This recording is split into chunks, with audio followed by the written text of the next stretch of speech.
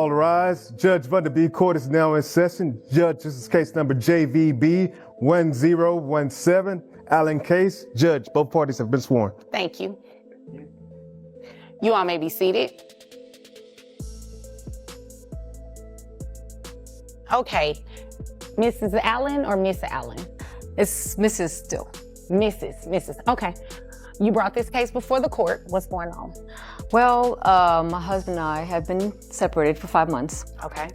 And now I have filed for divorce. He has started seeing someone else, and I would like back pay for our son. He is 12 years old. Okay. Do you want back pay because he's seeing someone else? Well, because he is supporting somebody else. He's no longer in our home. Okay. And I would like to have back pay and start paying child support for our son, that he is living with me. Okay. I just want to make sure we're not, you want back pay for the child, right? Not necessarily because he's moved on. Yes. Buckle up, this isn't just any courtroom battle. It's a collision of love, betrayal, and financial reckoning. Enter Mrs. Allen, standing strong after 5 months of separation from her husband. But today, she's not just seeking a divorce, she's demanding every penny of unpaid child support. Just when things seem straightforward, a jaw-dropping revelation drops. Her estranged husband's new girlfriend? She's none other than Mrs. Allen's former yoga student. What? Secrets lie beneath that connection? How will this twist tip the scales in court? With emotions flaring and money on the line, every word spoken threatens to turn the tide. And the numbers about to be revealed? They'll shake both families to their core. Stay tuned.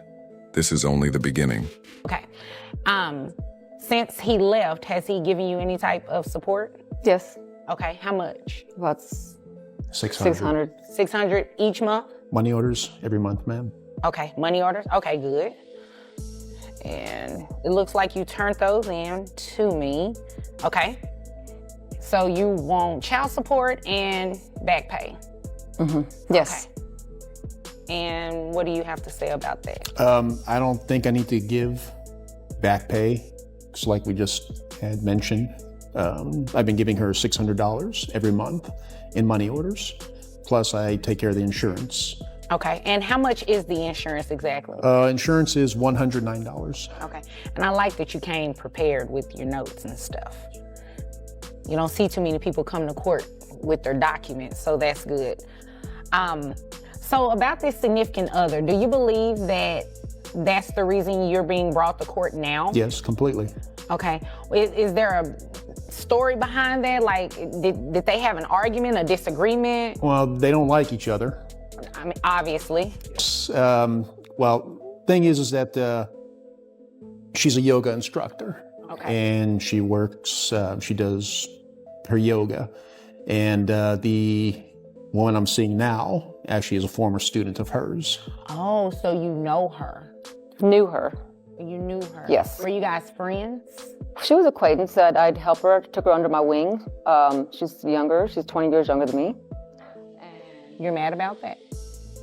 I'm not happy about it. I mean, wouldn't you be? I mean, what do you expect, you know? Well, me personally, you know, this has nothing to do with me. Yeah, but yeah, I mean, this caught me off guard. I do focus myself a lot at work. He's upset, so I'm hardly focusing on him. So I guess that's why he's decided to find somebody else. She's focused on her work and not on me and her son. And that's the reason why we're having issues now. Okay. And that's the reason, obviously, why you guys are split and you're with someone else? Yes, ma'am. Okay. Based on your financial documents that you provided, it looks like you own an accounting firm. You make about $85,000 a year? Correct. Okay. And health insurance, you said, who covers that? I do. How much is that? $109 a month. Okay. So what we are going to do is calculate your child support and... Wow, Mrs. Allen's. Anger isn't just about her ex moving on. What's really eating at her is that she feels their son isn't getting the financial support he deserves. But here's the twist. Her ex has actually been sending $600 a month and paying for the child's insurance. Still, she's demanding back pay, claiming his money now goes to his new girlfriend. Is this truly about justice for her son or a way to hit back at a man who's moved on? The courtroom's about to dissect a tangled mess of love, resentment, and cold hard cash. And what the judge decides next could flip everything on its head. Calculation comes out to, if there is a difference, then the back pay would be, what you've already paid would be a credit towards that. So you wouldn't necessarily get the full amount of what the back pay should be. And you shouldn't expect it because he has proof that he's giving you money and you actually agreed that he's been giving you money. So based on your $85,000 a year, I have your gross at $6,974. Net comes out to $5,493.29. And I gave you credit for your medical, the 109 that you carry for the child, and that's for the child only, correct? Yes, ma'am. Okay, I gave you credit for that. So that brings your child support obligation, well, not the full amount, but it's $1,098.60, okay? $1,098.60. And when you multiply that by 5 months, back pay comes out to $5,493, giving you credit for what you've paid. You said $600? Yes. Okay, so $600 times 5 for the past 5 months will be $3,000. That's what you get a credit for. So when you apply the credit to the $5,493, it comes out to $2,493 that's remaining for. Now we step into the courtroom's most critical territory, the legal math. It's time to crunch the numbers. The judge starts calculating child support, factoring in a credit for the insurance premiums. But then, things take a sharp turn. According to his income, the husband should actually be contributing $1,098 every month. That's $600 he's been handing over. It's nowhere near enough, the gap is clear.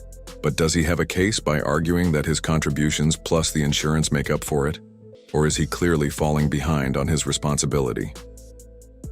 The truth lies in the math, and it's about to be exposed. That we kind of make sure you pay that over time. You want to cover the interest on the amount each month. Okay. So you can do about $149 would be interest if you do like 6% interest every month, which is what the state is entitled to.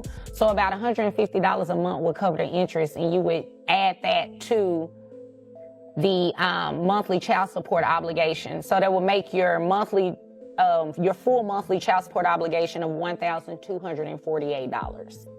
Okay. But And once that $2,493 is paid in full, the amount will go back down to the $1,098.60. I mean, I've been giving her money. I think the $600 was sufficient.